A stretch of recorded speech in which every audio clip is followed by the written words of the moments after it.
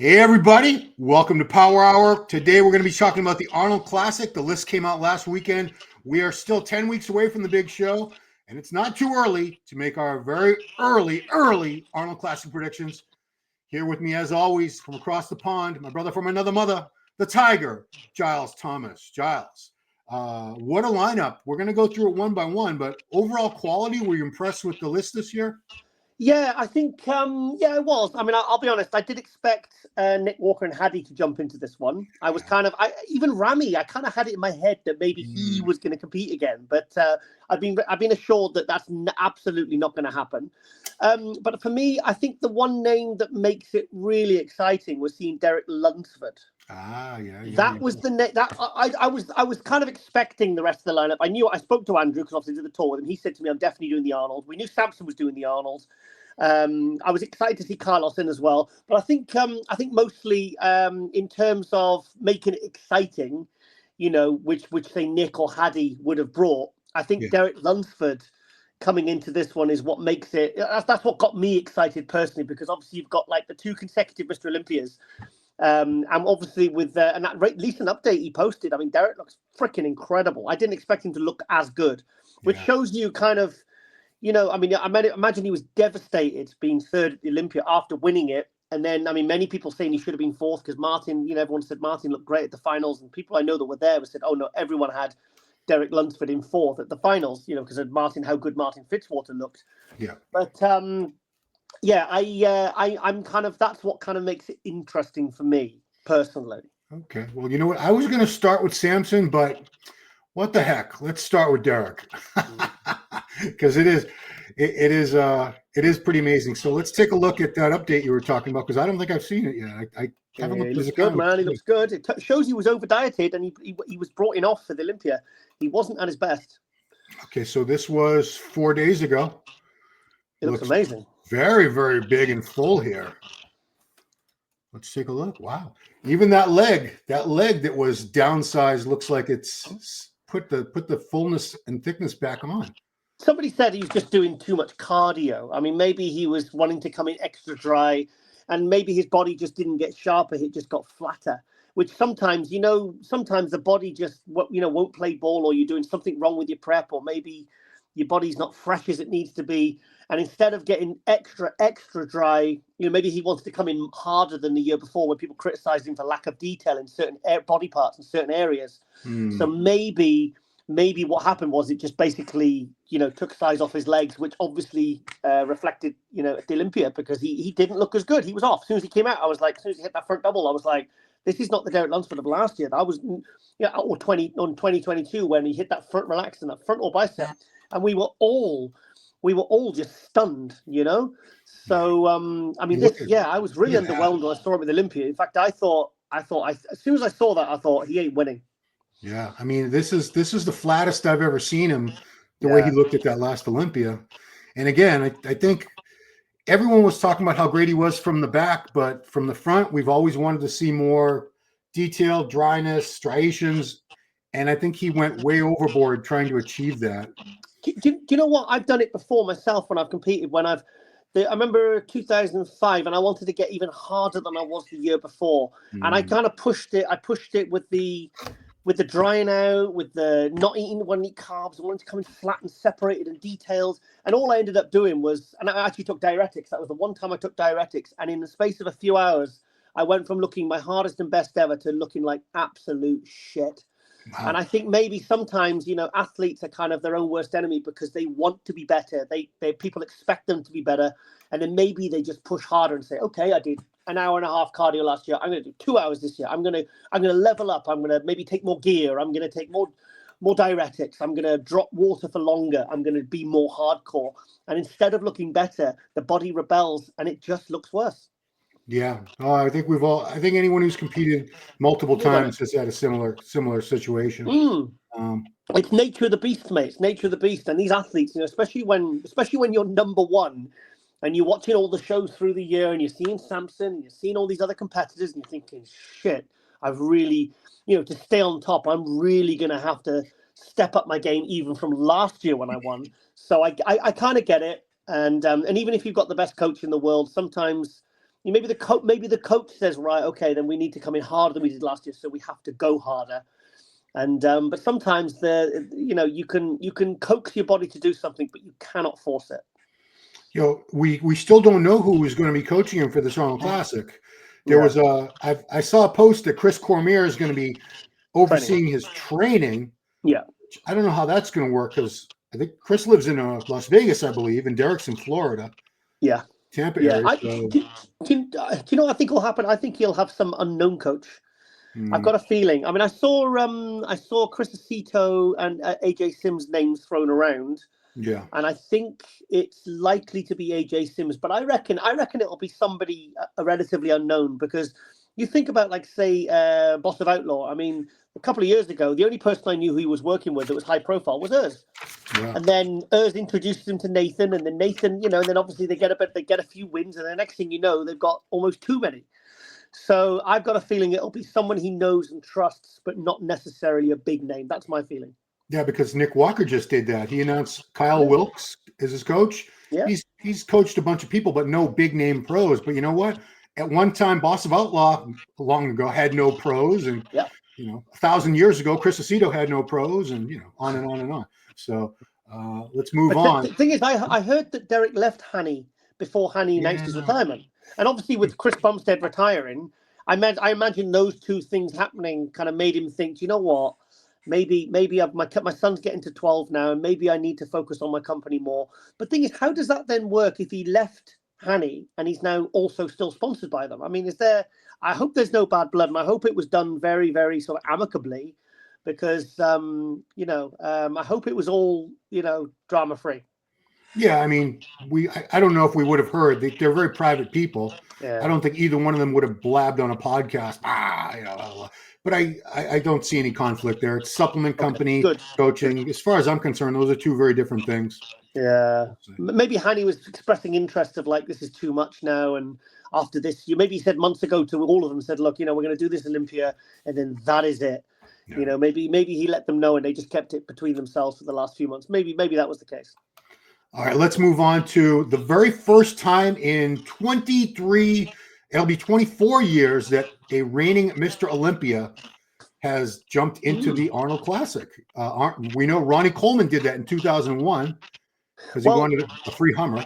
We saw Dexter Jackson do it in 2008, but he did the Arnold before he became Mr. Olympia. And the same with Brandon Curry in 2019, because Brandon Curry won the Arnold and then he won the Olympia. But after the Olympia, he then didn't do the Arnold. Right. So this is only the second time in 36 years of the Arnold Classic history. Yep. And, I give it up to Samson because he's making great money. He obviously $500,000 is still good money for anybody, but he could have passed it up. He could have just said, you know what, I'll focus on the Olympia. I'm Mr. Olympia now. But I'm gonna jump in, and this drastically raises the level of competition to have the sitting Mr. Olympia in your show. So good on him. Yeah, I mean, it's obviously knows there's a window of so many years where you can make money. He likes to compete. He's not afraid to compete. He's not afraid to it's not even chasing the competition, because he is the numero uno at the moment, isn't he? Yeah. So I kind of don't blame him. I mean, it's he's competed many, many times before in the year, and if he's only going to choose like 2 or 3 shows, why not be the Arnold Classic and the Olympia, where he realistically is going in as the favorite? I mean, it's only if he comes in off, or somebody, I don't know, brings something out the bag we've never seen, like Andrew Jacked or Derek shows us something we've never seen. That's the only chance that they've got any hope of beating Samson. So why would he be sat in the audience giving up the opportunity to go win $500,000? I mean, this is a good thing about Arnold bumping up the prize money. You get things like this happening, which is always a really, really good thing, because it puts more money in the competitors' pockets. And I mean, what's he if he wins this, that's going to be 1.1 million he's made in 6 months, 5 months. Yeah, and that's on top of everything else. So and he just bought his new house. I heard he's opening a new gym as well. So why not get it made, mate? You would know. Maybe you would know this. But would this make him the bodybuilder who's earned the most prize money ever already? Maybe. Well, we'd have to do some math on that. But hang on, Phil Heath.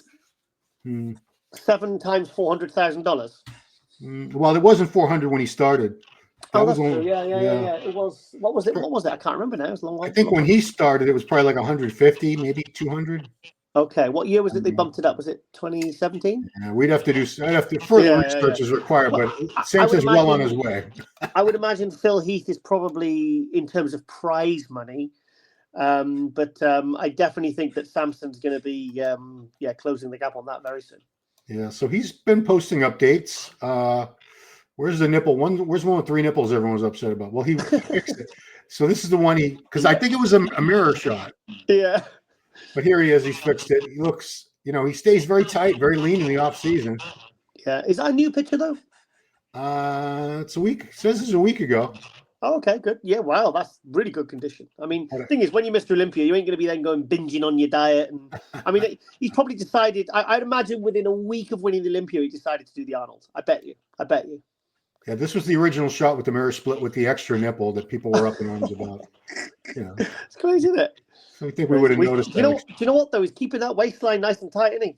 Yeah. And if you remember, even at the Arnold Classic last year, when he was hitting the side tricep, his lower abs were sticking out, and he wasn't keeping it tight. And I feel like there obviously had some distension there, but at the Olympia, it was fixed. It was like, to be honest, it was like the shoulders. I mean, the shoulders at the Arnold Classic last year did not look good. I mean, I've got photos on my phone where you can see where it's obviously where he's done it, and then for the Olympia, it was fixed. And look what happened. All the things he needed to fix, he fixed for the Olympia. And look what happened. He won the Olympia. Because imagine I heard that in the 2021, many people had Hadi winning that, but apart from his shoulders. And then obviously somebody must have said to him, or maybe he knew himself. I mean, I don't know. Sometimes these guys aren't as self-aware as you think. Maybe someone said, look, we spoke to the judges and, you're upset about getting fourth. They said, you were in contention for winning it, but it was that. Now, he addressed it for 2022, and look what happened. He won the Olympia. So it's nice to know that these guys are actually kind of taking heed and actually doing what they need to do to kind of bring the best package up there, because at the end of the day, it's the guys with the least amount of flaws that win. And at the finals at the Olympia last year, Samson was the best man on the day, and that weekend, because I thought it was close to the pre-judging, but I felt at the finals. He absolutely, the fullness, the conditioning, he was the best man on the stage that weekend, and he rightfully won. Yeah, I have to wonder, is Samson's entry into this, do you think it scared a couple people away? Like, I'm not going to win. I to be honest, I did think, actually, when I heard he was entering, I did think Derek Lunsford wouldn't enter. Right. Because of that. I thought Derek's going to use the whole year now to go and kind of get his title back. But that's why I'm so excited about Derek Lunsford doing this, because it makes it more interesting. Because to be honest, I mean, in terms of predictions, before Derek Lunsford, I knew he was entering. I mean, Samson for me was going to be the easy winner. And then for me, it was like Andrew Jack in second. And then everybody else was fighting for third, fourth, fifth, and sixth and down. So, but now that top three, I mean, imagine if Andrew Jack ended up beating Derek Lunsford. I mean, that would take him from like a top 5 guy to like literally a threat for the Olympia title, or certainly top 3. Yeah, I'm seeing so many comments already. People are really rooting for Andrew to win this thing. I am, but yeah. I think that's unrealistic. I mean, it could happen. I wouldn't be shocked. Right. But I think Samson's kind of in his prime right now, and he's hitting his peak, because I remember I said many, many times, a couple of years ago, I said to Samson on Globe Muscle, I said, mate, if you could just do enough to stay 1 inch ahead of Andrew Jack, I said, you'll go right to the top. And I meant literally winning the Olympia. And and to be honest, I still stands, because Andrew, like last year at the Texas Pro, the footage is showing now, he was like, he all our jaws dropped. I thought, shit, he's winning the Olympia. And then obviously didn't quite, bring what we hoped he was going to bring to the Olympia. But I mean, who knows if Andrew nails it and, sorts a few issues out, and if his posing and stuff like that, then, I mean, I wouldn't be shocked if, to be honest, I think I'm most excited about seeing Derek Lunsford versus Andrew, because if Andrew can step over Derek now and Derek looks good, better than he did the Olympia, because let's face it, he was off at the Olympia, then I think that's going to be a big step up for the Olympia. And then I think it'll make it very, very, very likely that the top 2 at the Olympia will be Andrew Jackson Samson next year. Yeah, I mean, I'm glad you said that, because I was thinking the same thing.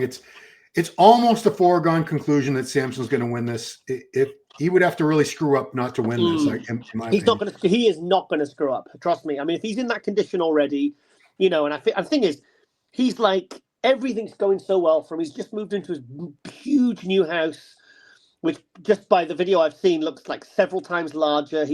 Everything is going well for him. He's raking it in, financially. I mean, he's just, he's literally a millionaire now. Yeah. And he is not going to be stupid enough to take his foot off the gas for 1 second.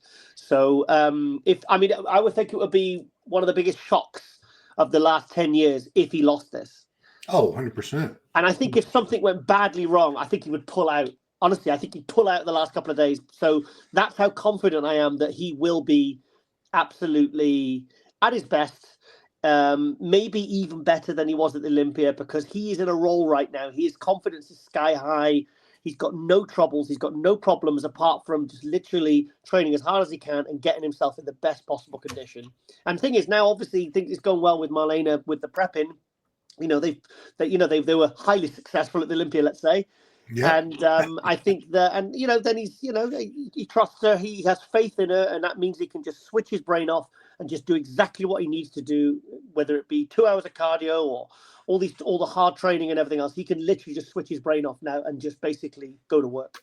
Yeah, I mean, but like you said, if Andrew can get past Derek here, that's going to be a very significant step in his career, because that sets him up as the top threat, along with Hadi. I make no secret, I would love to see that happen. Oh, who wouldn't? Come on now. But you know what? I kind of felt bad for Derek at the Olympia, because I thought, where does he go from here? Does he wait a whole year to come back to the Olympia and get the same sort of placing, or maybe even slip lower? I mean, how old is Derek? He's still quite young, isn't he? 31, and yeah. you can't say you're 31 and you're already on the slide, because let's face it, he's still pretty fresh. He's only, he turned pro in 2017, so. Yeah. So really, it really was a good move him jumping into this Arnold Classic. And to be honest, I was really shocked when I saw the update, because I thought, shit, he looks really good. And it shows you how much self-belief he has. The fact that he's willing to really knuckle down, like literally as soon as he came off stage at the Olympia, and think, right, I'm going to go for the Arnold. Because just say in a universe where he looks absolutely sensational and he beats Samson at the Arnold. Like I said, I think it's highly unlikely, but imagine if that happened. Imagine like how the tide would turn back to Derek as basically being the golden boy and the numero uno. I mean, it would add so much excitement to the Olympia. Oh my God! Good Lord! I mean, the Olympia needs drama to really get us hyped up, and that would do it. But let's move on to a guy who this show is also very important, because I think Brandon Curry needs to be at least top 4, 5th at the very worst. If he's not, then I'm concerned about his future. He's 42 years old. He's Mr. Olympia in the past. He's won the Arnold twice. He's still holding on, but he did slide down a little bit at this last Olympia. Well, a lot. So, this is kind of a make or break show in my mind for Brandon Curry.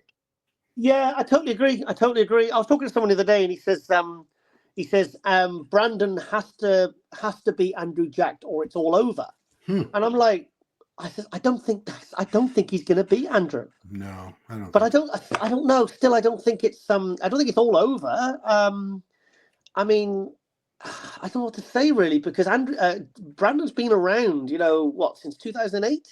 Yeah, I mean, he's still. This is what I said the other day in a live. He's still very, very good, but he's not getting better, and he's not as good as he used to be. Realistically, he's not. Yeah. That's the thing is, look what Bonac did. Bonac made a real, I didn't expect Bonac to come back as strong as he did this year. And I mean, so it can be done. It can be done. But I think I hate to say this, but I think the problem is, I think this Kevin Navarone approach of kind of chilling 6 months of the year and then really putting the foot on the gas, I don't think it's working for him.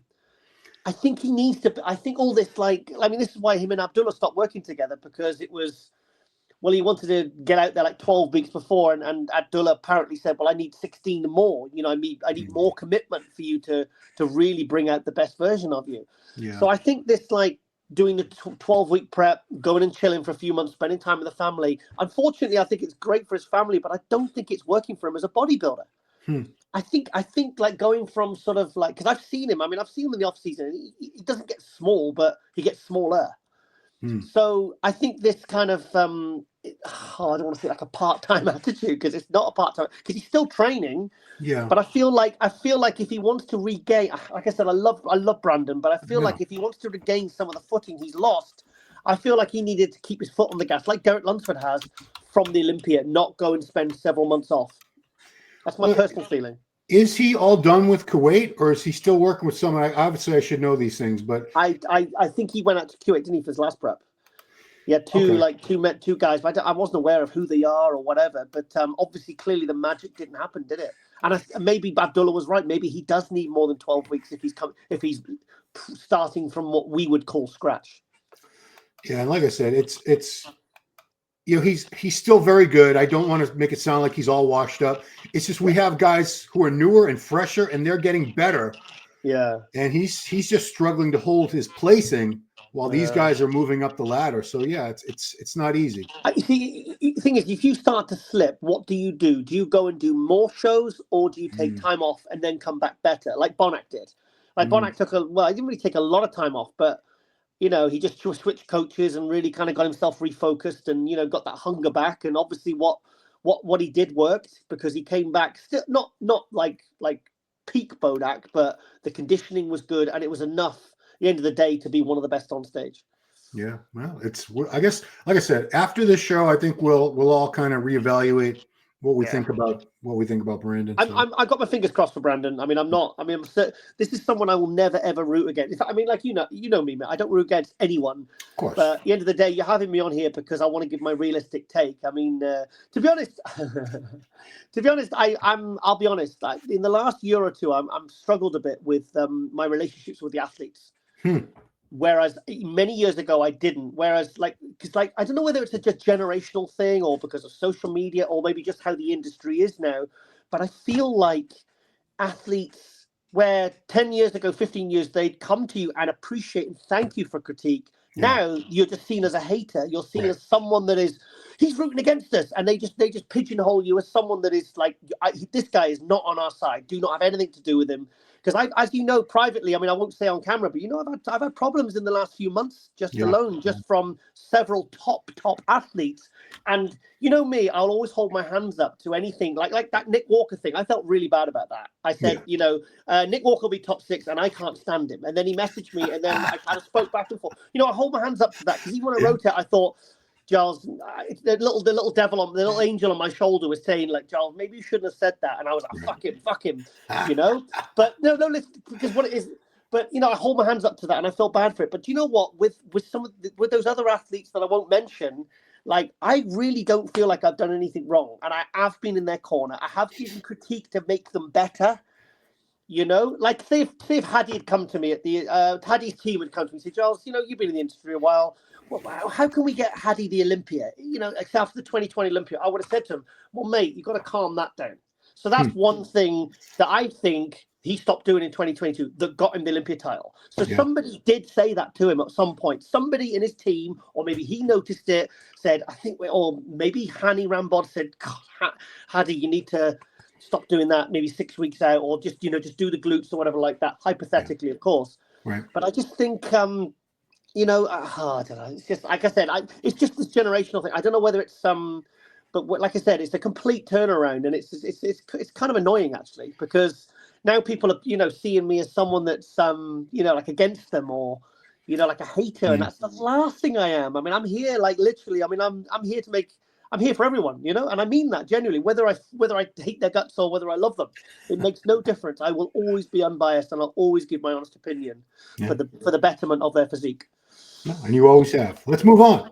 Exactly.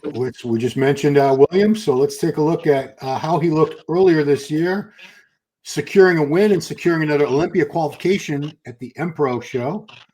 And he had been off stage for a year, so you never know what's going to happen, especially a guy who's over 40. When he takes time off, coming back usually doesn't end well. But William came back looking very close to his previous form a few years ago. Well, this was the Empro Classic that I was doing the live stream commentary at with AJ and Lauren, and he beat Behruz in that show, and it was a close one. I mean, nobody had argued if Behruz would have won it. But the thing is with Bonac at this show, this was in June, he got better at every show. He got better at Dubai. He did what was the other shows he did? He did several shows, and he got better as the year went on. So this was actually probably the worst version of Bonac that we saw last year, and he still won. So he actually really, like, I mean, his conditioning was as good as it's ever been. I mean, the physique wasn't still kind of 90% of what it was maybe from when he was at his peak, like, say, 2017, when I thought he should have been second at Olympia, like top 3. But he got better as the year went on. So that's a really, really good sign. So if he's kept his foot on the gas after the Olympia, then possibly we might even imagine if we saw like the version of Bonac that we saw like several years ago, like 6-7 years ago, like, or when he was winning the Arnold Classic, like that is mega Bonac that I think I would be really, really happy to see. But he's going to be a front runner for sure. I mean, he's won it twice. I mean, he won it twice in 2022. He arguably could have won when Brandon beat him that year, right? Yeah, he got beat, and then Bonac went and won the Boston Pro a week later. So he's had 2 Arnold wins and a very, very close second place that year. Let's see what he brings. I'm excited because I think sometimes you get bodybuilders that the more they compete, the worse they get. So the ones that do every single show every season or whatever, they compete too much. You can see they gradually get worse and worse and worse. Some guys are the opposite. Some guys, the more they compete, the better they get. Right. And I think Bonac is because he probably decided to do this right off the back of the Arnold Classic, the Olympia, where he was obviously 7th place and he did really, really well there. Maybe he kind of got that fire back and that confidence back, because I'd imagine he'd have been pretty happy with 7th. Well, he beat Brandon. He beat Brandon, and he got some good placings. He won a show. He got second in Dubai to Beirut, and obviously he was really starting to claw his way back. He beat Nathan as well. That's right. So this is. I think he can really sign off this year as a bit of a win this year, and maybe he's got his confidence and the fire back, and he's like, right, I want to get back up into that top 3. Or maybe he thinks he can genuinely, or maybe he seriously thinks he can win this. I mean, I don't know whether he does or not. I don't know. Some guys they say some crazy things. You think, you're really thinking to beat the last 2 Mr. Olympias? Probably not. But I'd love to see him. I mean, he's going to be top 6. I mean, maybe he could get 3rd place here. You never know. And I mean, I don't laugh at guys when guys say they can win, and you're like, there's realistically the chance is very slim. You have to believe you can win, or else you can't. Exactly. You can't put 100%. You know what? That's what I really respect about Derek Lunsford, because I was thinking, okay, well, after the Olympia, I was like, what the hell does Derek Lunsford do now? Yeah. He's not just lost it; he's been knocked down to 3rd. Like I said, arguably 4th. Yeah. His physique didn't look as good as the year before when he took all the year off, and you expected him to come back and make those dramatic gains again. And then a few weeks later, he posts this update, a couple of months later, he posts this update, and he's looking sensational. Yeah. It's like that power of that self-belief, for me, is one of the most impressive things about the top pros, because he probably thinks he can beat Samson. I imagine right now, if you asked him and you spoke to him directly, even privately, I'd say, look, mate, do you really think you're going to beat Samson now? After coming like 3rd at the Olympia, when, he probably just thinks, well, I was off at the Olympia, but I'll be on at this Arnold. Yeah. And yes, I can beat Samson. And I mean, stranger things have happened. I mean, I'd be very shocked if it happened. But just imagine if he did that. Imagine the kind of, imagine it, like I said before, imagine the excitement that would generate my goodness. As well. Like imagine if Andrew, okay, I'm talking completely hypothetically here. Imagine if Andrew came in and beat Samson at the Arnold Classic and won the Arnold Classic. Yeah. Could you imagine with Hadi, Derek, Samson, Andrew, can you imagine how exciting that would make it for the Olympians? It would. I mean, you'd have Hadi coming back, you'd have Derek Lunsford hot on his tail, looking to sort of, regain that glory and try and get that trophy back. You'd have 4 guys there that would literally all be thinking that they can win the Olympia if that happened. The tickets would sell out in 3.2 seconds. I promise you. Exactly. And like, obviously, I'm not rooting against anyone. I'm not sort of like rooting against Samson or any of these athletes. I'm just saying, from like, if I was Dan Solomon or Jake, or from the Olympia's point of view, I'd be rubbing my hands together. I mean, thing is it good for Mr. Olympia to go and lose at another show if they do another show after the Olympia? Like, really, Samson's kind of got the most pressure on him because he's the current reigning Mr. Olympia. I mean, it would be disastrous if he lost this. Oh, 100%. It's unlikely, but it would be disastrous. Right. But then think about, from like the Olympia's point of view, they'd be thinking, okay, well, we've got, can Andrew or Derek beats him or something, because think about the hype that would generate for the Olympia. I mean, just think about how exciting it'll be for the fans. We all expect Samson to win. So if anybody but Samson wins, we're going to lose our minds. Oh, I mean, it's just it would be, I mean, it's we're not rooting against you. I can't think. I mean, I literally in my mind, I can't think of any likely scenario really where that would realistically happen. Right. But I mean, just from a pure fantasist point of view, from terms of hype for the Olympia, then I mean, you've got to see the positives in every situation. But like I said, I don't see it happening, so it's kind of pointless talking about it, right?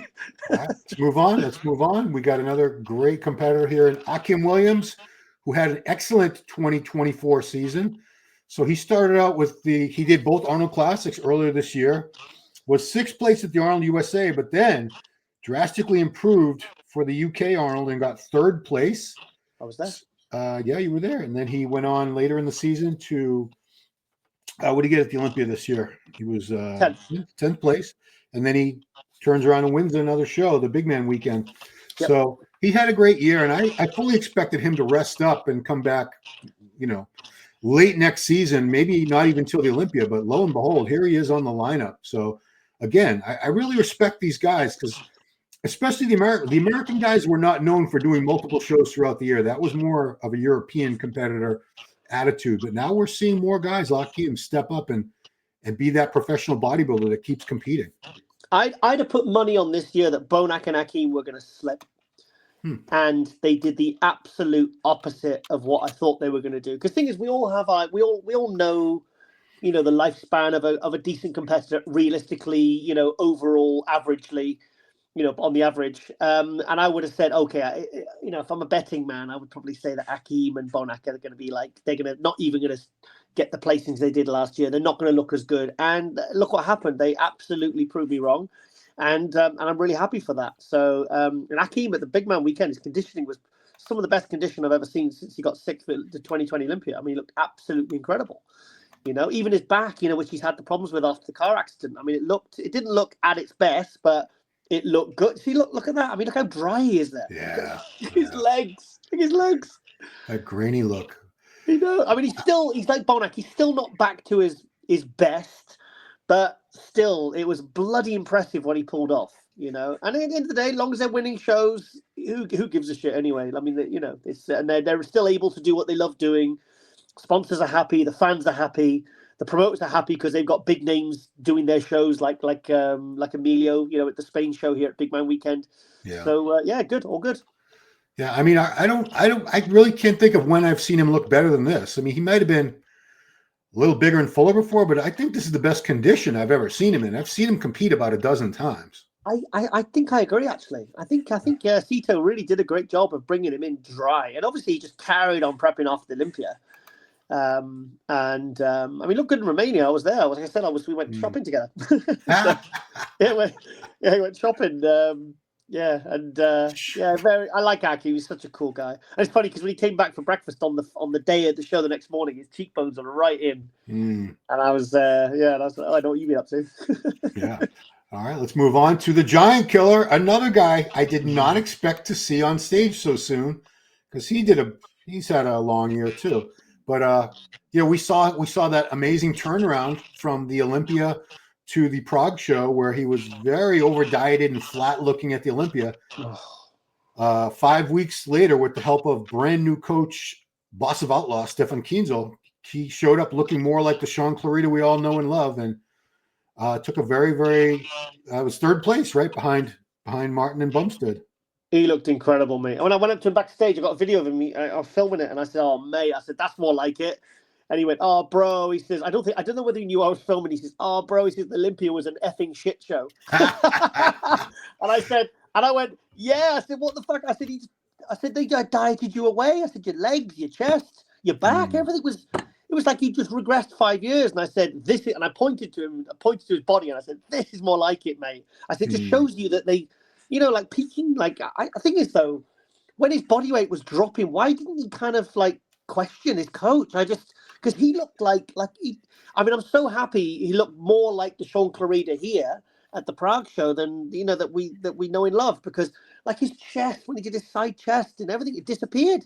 His frontal bicep, everything was gone. I was like, he managed to really, really regain that muscle. But it just shows you, if you really overdiet someone, you can completely ruin somebody's physique in those last few weeks.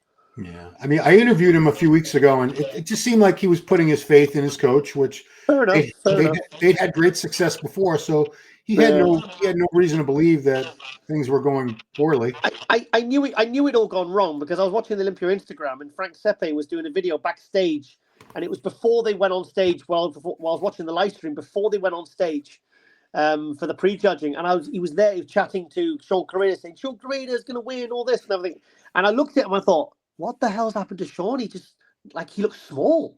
And I thought maybe it's just the lighting backstage. No, I didn't. I thought, no, it's not even the lighting backstage. This is, and I was really like, I kind of knew then. But when he got to Prague and he walked out and he looked like that, I was just so relieved because I'm a huge Shaun Clarida fan. Yeah, I mean, he's a good. I know we speak the truth about the physiques, whether we like the person or not. But I know both of us genuinely like Shaun. He's such a good dude. I've known him. Cool guy. He spoke to me yesterday. He rang me, messaged me yesterday. Oh, wow. He said, is there an Arnold UK? And I said, no. And he was really disappointed because he was going to do the Arnold and the Arnold UK. Because even I spoke to Wesley the other week and he says, oh, no, I'm doing the Arnold and the Arnold UK the week after. I said, mate, there is no Arnold UK. I said, the last thing I heard was if it is, it's going to be August or September. And then the other week, I spoke to someone that's having a similar fitness expo at the NEC where the Arnold UK is held. And he said, Giles, last week I had a meeting with the woman who does all the bookings for the NEC. And she said, I can assure you there will be no Arnold Classic UK at the NEC next year in 2025. Wow. Because, if you have, say you have like an automobile expo at an expo hall, there's a non-compete. So no similar expo, like competing expo, can have one 3 months either side. Huh. So this guy's expo is in October. So 3 months before or 3 months after, the Arnold UK, even if they wanted to book it, couldn't book it now. Well, not there. They'd have to do it. Well, hang on. How many September? So it'd have to be like July if they wanted to have it at the NEC. But the woman said quite definitively, she says there is no Arnold UK at here anyway. So, and I think the only other venue in the UK that could hold such a big event is the London XL, where we had the British Grand Prix in 2011, the Branch Warren and Flex Lewis won. So that's realistically, if it's going to happen, I'm telling you, it'll be August or September at the XL, if at all. If it doesn't happen there, then it's we've got no Arnold UK next year. Wow. Okay. So there you go. You got all because like I said, I've been getting messages from Shaun Clarida, Wesley, all these different people, and I've been having to set them straight because I did a bit of sleuthing. No, because I want to go. And of course you do. So, but and it was a good event. It was fantastic. All right. Speaking of UK, I try to make my transition so smooth here. James Hollingshead, he did pretty well last year. He was fifth at both shows, the Arnold USA and the Arnold UK. He's a guy that he'll take long stretches of time off to improve. Very consistent with his conditioning. And I know, I'm sure they were just going bonkers for him in the Arnold UK. But even in the US, he's got a ton of fans because he does. Super strong guy, very down to earth. He does a lot of podcasts and so forth. And I'm rooting for him. I don't know how he's going to do it this one. It's a tough lineup. But do you know something funny as well? He had no idea he was doing it until he saw the list come out. What? Yeah, they literally, some of these pros, they put their application in, or obviously like the Arnold people will contact the very, very big names. The ones I'm talking about. Like, sure. Like those, the top three guys that likely are going to make top three at this new Arnold Classic. Yeah. But like, guys like James will put their application in with no idea whether they're going to do it. They know they're doing it. So they can't start their prep until that list comes out because they keep it top secret. So the communication isn't as much as you'd think between the committee and the athletes. But like his reaction video was like, oh my God, I'm blown away. I'm so excited. I'm so happy to be doing the Arnold Classic. And that was literally right after the list came out. So I'm excited for James. And obviously he's working with Stefan as well, the Golden Boy at the moment. Yeah. So let's see what he can do. And I saw him at the Arnold Classic UK last year. It looked really, really good. Yeah, my theory about why they don't let the guys know is I think they want to keep everyone in suspense as for the full list, and they know these guys they're not gonna keep it a secret. they're going to go right away on their Instagram and YouTube like, I just got the word from the Arnold. But then that takes away the big reveal. I get it. So if you could wave Ronster's magic wand, who would you like in this show that isn't? Oh, I want to talk about that after we go through the list, because I actually have a few big names, but let's move on, because that's a very worthy subject right there in and of itself. Yeah. All right, but let's move on to Jonathan. So Jonathan was at the show last year, did pretty damn well. Jonathan DeLarosa, who had been missing from the stage for a little bit, but he came back strong. Took 4th place at both shows, so he was also incredibly consistent. Yeah. And this is a brand new physique from him. This is the best version I think we've ever seen from him over the years.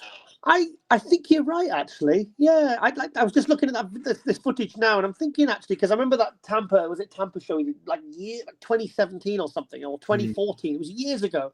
Yeah. And I always kind of looked at that as his kind of best package ever. But I think you're right. I think actually, based upon what we've seen from him in this last, like 2 or 3 shows, I think he is actually which is shocking when you think about how much he had time off and he tore his bicep. Like the fact that he's actually coming back better than ever, it's kind of like, who'd have thought, him disappearing, then coming back, that he'd be hitting his peak and making top 4 at 2 Arnold Classics on the trot. It's bloody impressive. Yeah. And I mean, he works with Patrick Tour, and he's been through a few coaches over the years, but conditioning and separation has always sort of been his Achilles heel, as far as I'm concerned, because I love the shape, the fullness.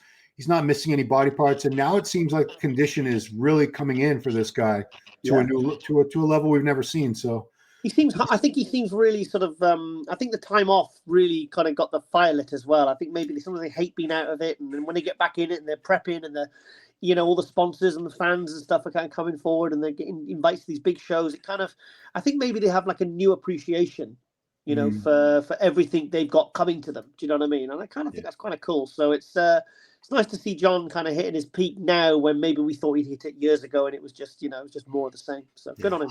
I know, he's in a new marriage, and he's very, very happy. He's got a very supportive spouse, and things like that matter a lot. Your mental state, your emotional state, because that drives everything you do every day. So look at Samson. Look at Mark. I mean, they're married and they're a real partnership. Yeah. I mean, she supports everything. Her life now is dedicated to him staying Mr. Olympia for all his needs, for all his food and everything. And she's his coach. I mean, really, talk about like a strong, bond and partnership. I mean, it shows you when you get, something like that, it can work very, very well if the people are right. All right, moving on. Who are you going to trust more? Oh, I mean, I think it's a perfect partnership. As far as those two. Let's move on to Justin Rodriguez, who the last time he was in this show, 2023, he was 8th, but 22 he had been 5th place, and he went on to the Boston Pro here and took 2nd behind Bonac. He beat Samson at this show that we're looking at. That's right. And this is a guy that the placings had kind of started to slip, but he's not giving up. He's still right on it, still trying to be relevant and be winning shows. So good. Well, look what Bonac and Akim and guys like John DeLarosa have done. They can come back and be better than ever. So why can't Justin? Yeah. Oh, absolutely. I love Justin's physique. I think he's amazing. When he's on, he's one of my favorite pros. Yeah. I mean, the shape, things, there's no injuries or anything like that. He's still got this beautiful structure, this beautiful shape. Yeah. So, he can continue doing very well. As far as, winning, only one person is going to win this, and we have Mr. Olympia in the show, so that kind of takes care of that. But still, 2 Mr. Olympias. 3 actually. Well, 3, but he could beat Brandon, because Brandon's not at his best right now. It's not his peak. Right. But Derek and Samson, I mean, they're in their prime. Yeah, so we'll see. So good luck. I appreciate the fact that he's still at it. He's not giving up. Yeah. And is he over 40 now? He's got to be. I'd have to check it, but he's got it. If he's not over 40, he's got to be 40. So what are you thinking? What I'm thinking? Oh, Masters Olympia. Yeah, I mean, Masters Olympia in Tokyo should be a very, very loaded show. I mean, realistically, you could have Sergio, Brandon Curry, William Bonac, Kamal.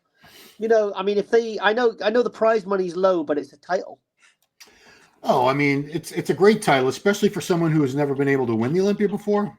Exactly, yeah. I mean, but then again, I don't know. It's like Vince Taylor won how many? I don't even remember. Like, it doesn't mean, like, I don't really consider them Mr. Olympia when they're a Masters Olympia champion. I'm sorry. No, I mean, I don't either. But There's it's only still a one nice like title. Jake Wood actually confirmed. I was writing on Instagram and saying someone was saying, "Oh, Chris Bumstead, 6-time Mr. Olympia."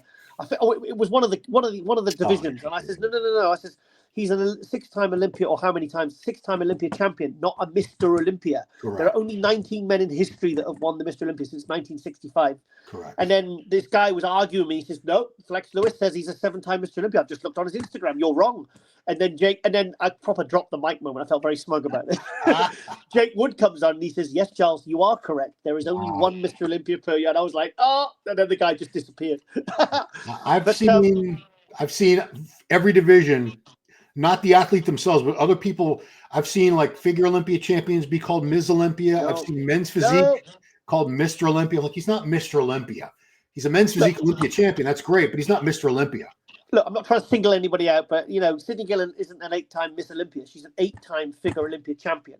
Right. Now, I'm not trying to take anything away from them, but really, if you look at the history of the sport, for those that actually do know the history of the sport, there is only one person that can call, per year, that can call themselves Mr. Olympia. You can call yourself an Olympia champion, but it's like Flex Lewis when he won his 7th Olympia. He was up on the thing and he said, Bob, he said, I wanted to match the record of Arnold Schwarzenegger by winning 7 Mr. Olympias, 212. And I was like, well, you can't compare Mr. Olympia to 212 Olympia. I'm sorry. Yeah. I'm sorry. See, this is why athletes thinking I'm like haters and stuff like, because I point out facts. Sometimes people just want to sugarcoat everything and they just want to identify as Mr. Olympia when they're an Olympia champion, which is great. You know, it's like, I'll be honest, like I don't, you know, like if you, the only Arnold Classic, true Arnold Classic champion is the one that wins Columbus. I don't consider the Arnold UK, the Arnold Europe, or I don't consider them to be true Arnold Classic champions. For me, they don't have the same prestige and the same weight. Like when they did that Mr. Olympia Europe and Dexter won it. Yeah. He can't now call himself a 3-time Olympia champion because he won the Masters, the Europe, and the Mr. For me, he's a 1-time Mr. Olympia. And he has 1 Sandow. Like, you know, like Vince Taylor's got 6 of these, like, kind of these Sandow knockoffs. And for me, they're not true Sandows. Yeah, I don't know why they did the Mr. Olympia. Still a Masters Olympia champion, but it doesn't carry the same prestige as a Mr. Olympia. Otherwise, you're just diluting everything. True. All right, we got a couple guys left. Let's move on. Rant over. So this is going to be the second pro show for Carlos Thomas Jr. Come on, video, play. There we go. Carlos has only done 1 pro show. He did the Texas Pro this year. We're still in 2024. And he placed 3rd behind Andrew Jack and Hunter Labrada, both top 5 Olympians. So nothing to be ashamed of. He's been lighting the world on fire with his updates. I'll show one of them in a second. This is a guy with so much raw potential. The structure, the mass, he's just monstrously huge. Condition, still not quite as amazing as we'd like to see. And the back shots, he doesn't show a lot of back shots. But Jesus, good Lord, is he a big dude. He looks incredible. Well, as I said on Patrick Tourd's Instagram, if he's improved his back and his conditioning, then I think he's going to be one of the most exciting things in the show. But I'm sorry, until that back and conditioning is addressed and improved, these progress pictures mean nothing to me. Seriously, they mean nothing to me because, you know, I've seen 300-pound guys look incredible, diet away to 210, and they're still soft. I've seen it happen. So I'm hopeful because I like look at that. I mean, it's phenomenal. I want to, at the end of the day, like this is the good thing about people like Derek Lunsford and Samson. You know, they brought something different almost every single year. They've managed to make like significant improvements. And the one thing that gets us fans all excited is when somebody steps on stage, like Andrew Jack did it at Texas. You're like, holy shit, look he's a completely different guy, 10 pound heavier. Yeah. You know, and they look phenomenal. I'm just really, really fingers crossed that he walks on stage and he completely, within a split second, completely blows away or exits any memory of how he looked at the Texas Pro last year, because he looked good. Yeah. But I mean, if he brings that to this Arnold Classic, he ain't making top 6. Let's be honest. No. It's another level. If these improvements translate and he gets in condition, which I'm sure he can with Patrick Tour, and he's brought the backup, because the thing is with Carlos, it's a bit deceiving, because look at the lats from the front. I mean, his lats look like Dorian Yates' lats there. Yeah. I mean, they're just thick and hanging, but when he turns to the back, it's not the same guy. Yeah, he doesn't post a lot of back shots. Exactly. But what I'm saying is, if he's really gone to town and made those improvements on his back and his conditioning is right, then I think we could be looking at someone who's going to be stepping over some pretty big names. And I could see him like probably 4th. I could see him as high as 4th if he's addressed those areas. If not, then he's going to be like a second call out, 8th, 9th place guy. Fair enough.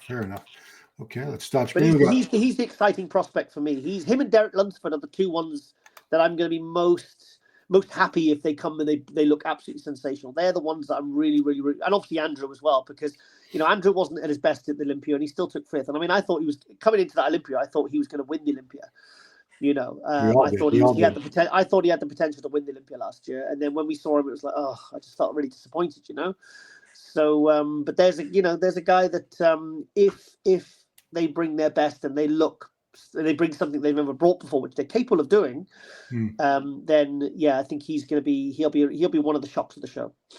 All right, and his stock will rise. His stock will rise considerably if he gets 3rd, 4th, 5th, or something like that. Did I not? Oh my God! Did I not put his video here? Okay, I'm gonna have to find his Patrick. Oh, there it is, Patrick Moore. Whew, thank you, Ron. So Patrick Moore jumping into the show. Patrick's been around for a few years. He impressed the hell out of us. Yeah. So this is the Olympia where it was a 2019 where he really surprised us all. Great posing routine, some really great body parts and structure. I'm still waiting for this guy to. I know didn't he have like a knee injury or something too? Achilles tendon. So he's had his issues trying to get these legs to match that crazy upper body. But last time he was in the Arnold was 2020. It looks like he was 13th place. So I'm really hoping that he's made some improvements, particularly to the legs, because he's a good dude and he's consistent and he's not giving up. I want to see him do well.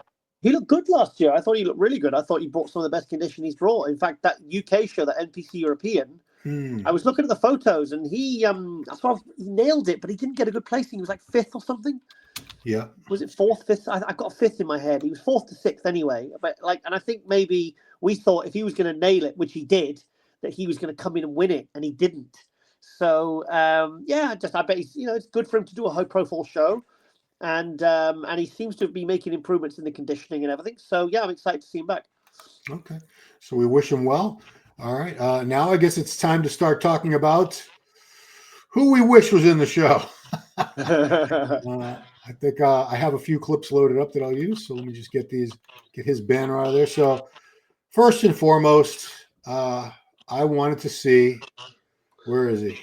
Hadi Choopan in the show. Hadi beat Samson both times last year.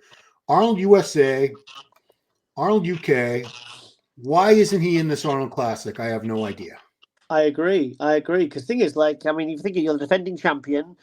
You're pissed off that you feel that you've been robbed of another Olympia. Because let's face it, there's fans out. Not just his fans, but there's people out there that are unbiased, kind of, not, let's just say, not Iranian fans that think he's God. I don't think I'm being flippant there or too harsh, but people who genuinely have objective opinions that feel that he should win just about every single show he ever does. Sure. And I think that's not, and it sounds like it sounds like I'm being flippant, but I'm not. I actually, there's a good argument because he is very, very, very impressive. So why would he, if he's feeling like he's had the Olympia stolen from him from the second year in a row, why would he not jump into this show and do it? I just don't understand why he didn't do it. Because if I was him, I'd be like, Samson took the Olympia off me and now he didn't deserve it. Now I'm going to go prove it at the Arnold Classic where I beat him twice last year. Yeah, he's fully capable. It's not like he got destroyed by Samson at this last Olympia. It was close. And like I said, just a few months earlier this year, we're still in 2024. He beat him twice in a row. So it's not like... And do you know what? Do you know what? Actually, just watching this video, and I've watched some Arnold UK video. Yeah. He is 10 times more impressive when I saw him at the Arnold UK in the flesh. Like, actually, I'm not blown away by this footage here. I don't think he looks. This is not the best version of him that I've ever seen. But I'm telling you, when I saw him at the Arnold Classic UK, I was sat second row with Ronnie Coleman. Yeah. He absolutely, like, my eyes popped out on stalks. Seriously, he was so mind-blowing. And Samson looked fucking good at that show as well. But I'm telling you, when Hadi came out, it was like, oh, shit, game over. So, you know, and let's be honest, prejudging at the Olympia last year, it could have gone either way. But then I feel like the finals, Samson just really knocked it out the park. His pose routine, his fullness, his conditioning, he absolutely nailed it. And for me, Samson really widened the gap and sprinted far ahead on that Saturday night finals. So but my point is, like a day before, it was like, ooh, is Hadi going to win this? Is Samson going to win this? It wasn't clear cut. So if it's that close, why did Hadi do this? Don't know. Okay, why did Nick Walker? Hadi does compete for the prize, and Hadi does compete for the prize money as well. I've heard him say that before. $500,000 goes a long way in Iran. So Nick Walker, why aren't you in the show, Nick? Come on, we all wanted Nick Walker in this show because he missed the Olympia. His updates lately, he's looking fantastic. Yeah. I think this would have been a great move, and I'm sure they invited him. So I was shocked. To be honest, part of me just assumed he was going to be doing this. I did. I just thought, okay, he's definitely going to. Even when the Olympia thing happened, I thought, oh, he's definitely going to do the Arnold Classic. Especially when I heard Samson was doing it. Yeah. So maybe I don't know what the reason is. In fact, I'm actually going to message him today because I want to message him because I want to do a tour with him next year. Yeah. But it would have really helped. Actually, it would have brought it forward. If he'd have done this Arnold Classic, I would have probably organised something right after in Europe. Right. I would have, and he would have made himself, a decent amount of extra money as well. So I'm shocked. I mean, does it mean now he's going to go what? New York Pro, Pittsburgh, Dubai? I just I don't know. I thought he would have been hungry because he hasn't competed since 22.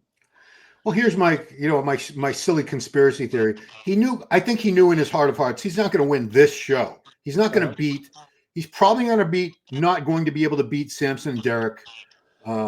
Maybe everybody else. I mean, at best, I think he's probably looking at third. But New York Pro and Pittsburgh Pro, depending on the lineup, he's very, very capable of winning those.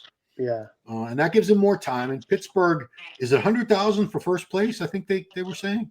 Yeah. Yeah. So I struggle to understand his reasoning, to be honest. Because I'd love to get him on a podcast. If you pulled out 2 Olympias for different reasons, it doesn't matter what the reasons are. You've literally not been on stage since 2022. I mean, my God, that is years ago. I mean, I was there. That's bloody years ago. You'd think you'd be like, oh, sorry, he did the New York Pro. What am I talking about? Well, yeah, but I mean, he hasn't been in the Olympia stage. In the big shows that really like that was a qualifier. That wasn't. I mean, I know, then still, Martin Fitzwater, came bloody close to beating him. Some people think he should have. Yeah. Speaking of Martin, does it make sense to you that Martin had a hell of a year and he's already qualified for the Olympia? I think he might have felt he was pushing his body too far if he had tried to turn around and do this, but I'm sure he was invited. Yeah, I'm not shocked that he turned this down because at the end of the day he did those the 2 shows last year. Did Detroit, New York Pro, then he did the Olympia, then he did Prague, and he's qualified for next year because obviously. And the thing is, don't forget his first Olympia he got 4th place. Yeah. So like he's probably. I mean, if you go into your first Olympia and you get 4th place from a year before, not even being able to get an invite to the Arnold Classic, and them like not even considering you. Like, that your stock has gone through the roof very, very fast. So for him being qualified, he's probably thinking, fuck this, I'm going to go win the Olympia next year. Because he probably believes now that he can go in as a contender. And, I mean, who'd have thought this? I mean, I thought he was going to be the dark horse for last year's Olympia, maybe, and be top 6. But 4th place, I mean, and arguably, many people feel he should have beat Derek Lunsford in 3rd. Yeah. He's gone from a guy that's, I mean, did he before Detroit? Had he even won a pro show? No. Nope. That was his so first. He's never even won a pro show from a year before to being like a guy that is really, in many eyes, a legit top 3 Olympia guy. Yeah. So right now he's thinking, I'm qualified. I've just beat Bumstead. I've just beat Shaun Clarida. I'm chilling. I'm going to get ready and just I'm going to train like a maniac all year and then go win the Olympia because that's what he's going for. That's what he's basically going to do. If you go from being like someone who just won a pro show to being, third, fourth Olympia, a legit guy, and nearly beating Nick Walker, then your confidence is going to have gone up a lot. 100%. All right. What about Hunter? Why aren't you in the show, Hunter? Come on now. Not shocked. Yeah. Okay. No, I mean, he likes to do the summer shows, doesn't he? Yeah, he does. I mean, that's why I pointed out. I said, if you look at the shows he's competed in, even when he did New York Pro, I think it was one of those COVID years where it was held later in the season anyway. He typically likes to do one long prep rather than break up a couple preps during a year. Yeah. I'm not, to be honest, Hunter didn't even enter my mind of someone that I thought was going to do this or I wanted to do it. Okay, fair enough. What about Sergio? Sergio needs to do a show. Come on, Sergio. Well, he's doing FIBO, isn't he? He's doing FIBO, but I mean, he's been well received at the Arnold every time. There's Arnold in the front. Arnold loves him because he was a rival with his father. Yeah. So he's sort of a bridge to history with being three-time Mr. Olympia's son. I didn't even think about Sergio, to be honest. I didn't even think about it. And to be honest, I think he should go Masters. I think he is 40 now. But I'm saying he's been 5th place at the Arnold. He's been 6th place at the Arnold. I think he's won best poser both times. Yeah, he's good. Didn't compete at all this year. He really needs to get him back on track this year because he's really come derailed this last couple of years, isn't he? He's been moving all around the world. I mean, he just needs to find some place and stay there and get everything nice and stable. And I still think he has the potential and the tools, even if he is 40 years old or whatever. Yeah. He hasn't done that many pro shows. He hasn't. Yeah, I mean, he won the New York Pro in 2017, and then he had those couple of seconds in 2018 to Alexis Rivera and Michael Lockett. Yeah, I mean, but 6 years is a long time. That was the last time Nathan Diash did the Olympia. And it's it feels like decades ago now, and a lot can happen. So I think he's doing the right thing by doing FIBO, because if he goes in there and he wins it, then he can shut it down to the Olympia and really, and I just hope he just settles somewhere because he's been moving around a lot. Yes. All right. Well, you just said his name, so here he is, Nathan Dasha. I reported a few months ago that he had been granted a visa to compete in the Arnold Classic, that Arnold himself, Arnold's committee, they had helped facilitate it and make it happen. And then the list comes out, and where is he? He's not on the list. And I was pretty shocked and disappointed because I am a Nathan fan and I want to see him. He has not been on U.S. soil since, you said, 2018? Yeah, he was 8th place in Olympia. Yeah, it's been a long time. So well, he told me a few months ago, he says, I'm going to do all 3 Arnolds. So I'm assuming that's Arnold UK, which we thought was going to happen. And then what would be the other one? The Arnold Brazil? South America, yeah.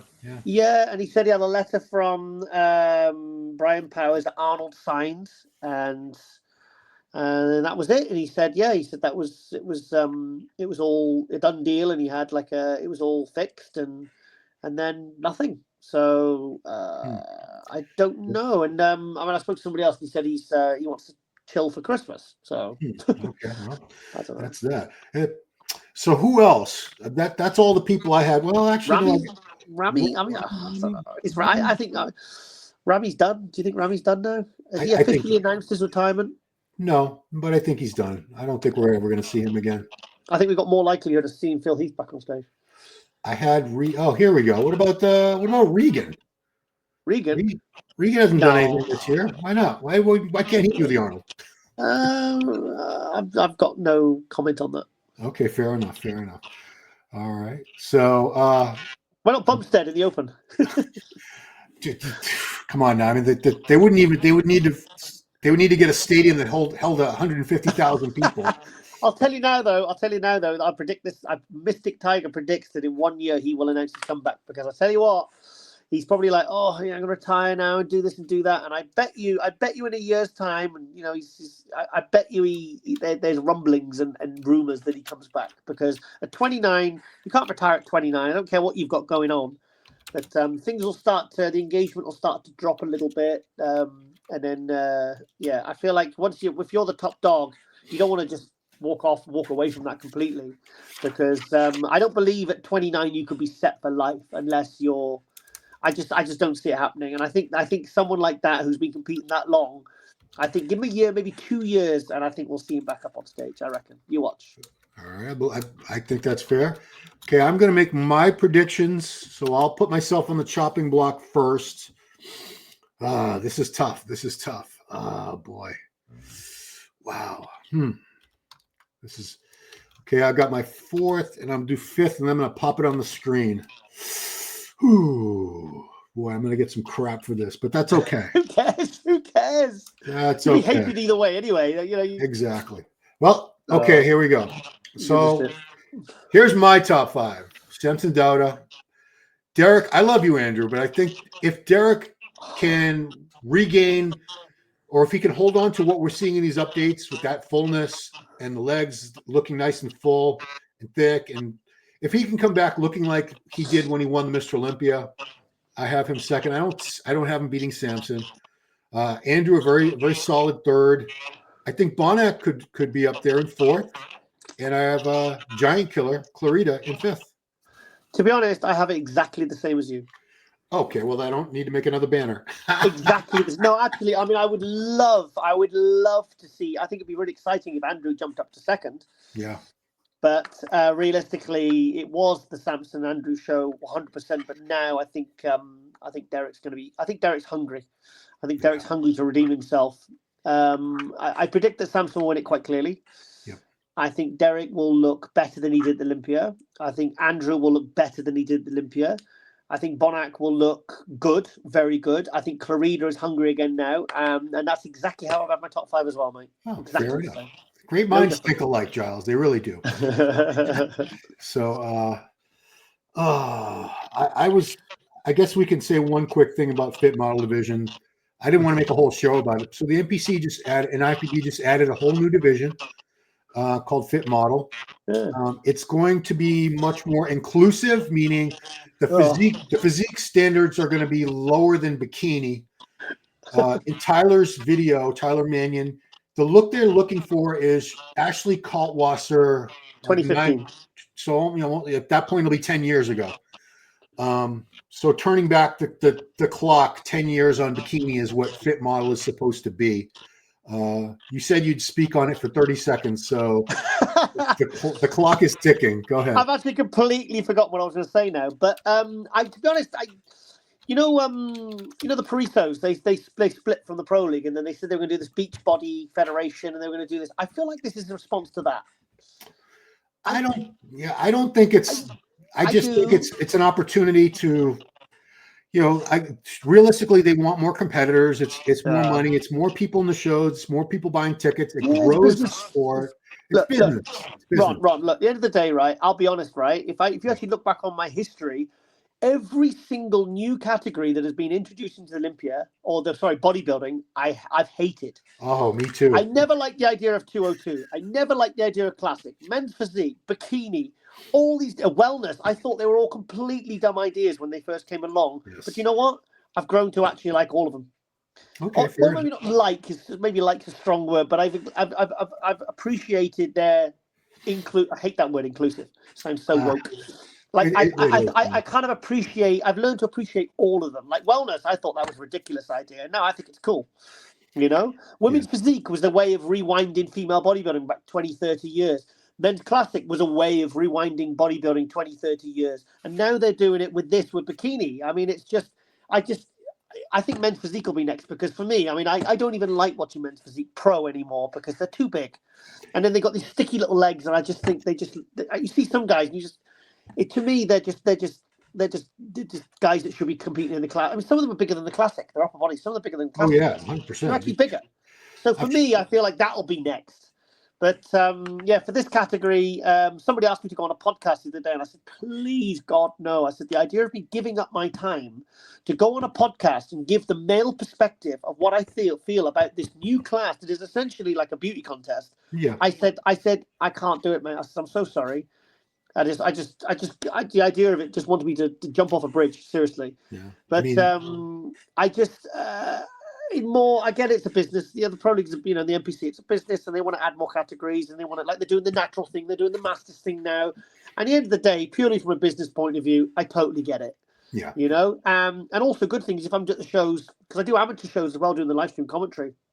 it actually gives me an opportunity to go for lunch now. No, it I does. know. Like, you know, when I did the Austria show and I was there by myself and I didn't realize it was such a big show, I was really struggling that day. When the bikini came off, I just took the headphones off and I went off and got some lunch and I used that as my break time. Yeah. So, like, in one way, I'm thinking, okay, well, at least I definitely know. Like, this is why I bring Lauren on the live stream trips for the comments, because she does all female categories. She'll do it with AJ. AJ will happily do figure and bikini and men's physique with her and stuff like that, and all these kind of female bodybuilding, because I can do it, and it's not like I don't enjoy it, but I can't do 12, 14 hours straight. Oof. You know, it's too much. It's too much. So okay, you're scaring me just talking about it. Well, here's the thing: is I guess I'm very biased because I came into bodybuilding in the 80s when all there was men's and women's bodybuilding. And if you didn't have enough muscle mass to compete in bodybuilding, which is all we had, you had to keep training until you did. Yeah. It's not like, well, why can't we have another division for people that don't have enough muscle? That never even occurred to me. It's like I knew I had to build enough muscle to be on stage as a bodybuilder. And it was a different era. It was more like mediocre bikini, isn't it? Natural bikini, you know. I mean, mediocre bikini. That's what it is. Yeah. It's a beauty contest. Have they said it doesn't really have a place? I'm sorry, it doesn't really have a place for me in a bodybuilding show. I mean, people used to say that about bikini, and now bikini is like, I mean, like the Arnold UK last year, they all look like all the top 6 pro ladies all look like minifigure. They had big delts. They all had split quads, you know, separation in the quads, which I've never seen. I'd never actually seen really that much in bikini. And I was like, oh, wow, is this the direction it's going in? It's kind of like, to be honest, I don't think it should be in the pros. I think they should just keep it to the amateurs. That's my feeling. I don't have a big problem with it at the amateur level. That's fine. You want to have a transformation category for people that lost 100 pounds? Great. You want to do fit model? That's great. The disability class. You get people coming on with one leg and one arm and stuff like that. That's fine, but I don't necessarily want to see that at the Olympia. I don't want to see it in the pros because I don't think it's horrible to say, but it doesn't put bums on seats. It doesn't sell tickets. It brings in more entries at the amateur level, which brings in money. Now the pros don't have to pay to enter, but they do have to pay for their pro card. So I kind of get why they might want 1,000 of these ladies. You know, if they're giving out, I mean, what was it? 91 pro cards they give out at the nationals. It's up there. I don't know. I don't know the exact number. It's a lot. 1,700 new pros they had last year? That times that by $250, $300. I kind of get it. You know, if you're looking on a balance sheet and a business point of view, then yeah, I get it. And like I said, I'm probably going to be very negative about any new category because I have been with every new category. But you know what? You learn to accept it. You learn to kind of like, okay, it's part of it. And then, you know, like imagine if we wouldn't have had a Franciel Motas, if there'd been no wellness. We would have had no Bumstead, or Flex Lewis or Shaun Clarida, you know, if there'd have been none of these other categories, and they've all enabled them to become superstars in their own divisions in their own right. Sidney Gillen, we wouldn't have had that. We wouldn't have had, you know, Andrea Shaw if the Olympia hadn't come back. We would have had no Juliana Malacan if the women's physique wasn't brought in, you know, and so on and so on, you know. So like Ryan Terry now is making a great living because he's a 2-time Olympia champion, you know, because he's men's physique and he fits the bill, you know, because he actually started off as a bodybuilder. Well, that's true. I didn't. Yeah, he did. I mean, have you seen his legs? His legs are unbelievable, and it's a shame because he can never show them. So, well, I get it. Let's just reserve commentary on this until we see how it pans out. Yeah, you know. Look. I mean, I got somebody in my home that's very excited about this new class. Let's just say that. Well, she's a coach too. She's jumping up and down, so excited that this new division's come out. She was up till like. I had to go in the other room. I was in bed asleep, and I woke up a couple of times and she wasn't there. And she was on like making graphics, and she was absolutely buzzing. So there's someone that's the demographic they want. I mean, unless I'm single, I'm looking for a new girlfriend. I'm not going to be really interested in this class because I'm not really interested in pretty young, you know, girls with nice bodies on stage unless I'm single. So really, it's nothing. It's not targeted at me. So I'm not the sort of person that's going to get very excited about this. But someone like Lauren and all the girls that she sells all the shoes and all the jewelry and all these accessories to, they are. So I get it. So you know, like all those Bumstead fans in Prague. I mean, you know. That's what Classic's for those Bumstead fans. There's those thousands of like people that are these kids with their phones going crazy. You know, that's who that's for. So Fair enough. I mean, let's again, Rant over. rant over. Okay, that was much more 30 seconds. So I think we did our due diligence. So again, this ended up being both Giles and my top 5 guys. You certainly are going to have, many of you, a very different top 5. I very much encourage you to put your top 5 in the comments. You can attack me and Giles, say we're morons for our top 5. Tell us how smart you are with your top 5, which is going to be far more accurate. Yeah. But definitely give me your top 5 if you want to. I'll be honest though. Part of me wants to see Derek get redemption and at least get a good solid second. But look, not necessarily. I don't think he'll beat Samson, but I want him to look better than he did at Olympia. So that's our last impression of him. So it's not like everyone goes, he's on the slide. He hit it one time and he's a one trick pony. I want that for him. But at the same time, I kind of want to see Andrew move up, because if Andrew beats Derek here, then I think in terms of hype for the Olympia, even more to see Derek, Hadi, and Samson going at it again and actually all being with a chance of winning the 2025 Olympia. Wow. I would love to see Andrew coming as the main contender for the Olympia, but that's only if he beat Derek here. And because, like I said, I don't think he's going to beat Samson. I mean, imagine if he beat Samson. Imagine how exciting that would make the Olympia. My God, it would just be.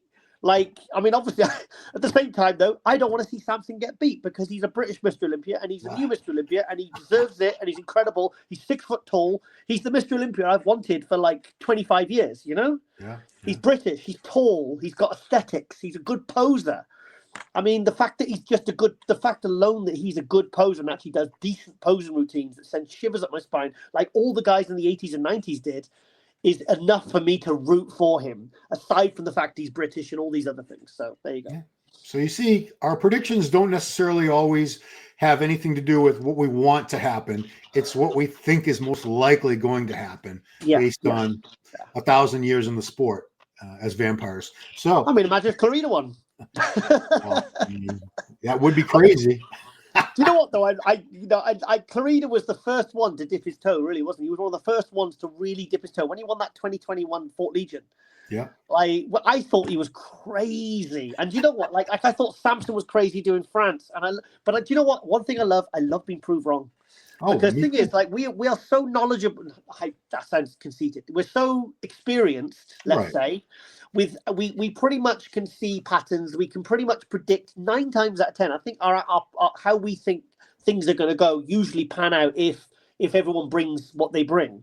Right. But when something like that happens, it's it kind of makes it super exciting for me. I'm somebody that actually likes to be proved wrong. So especially when we're talking about things that athletes can improve on, like condition or something, or posing.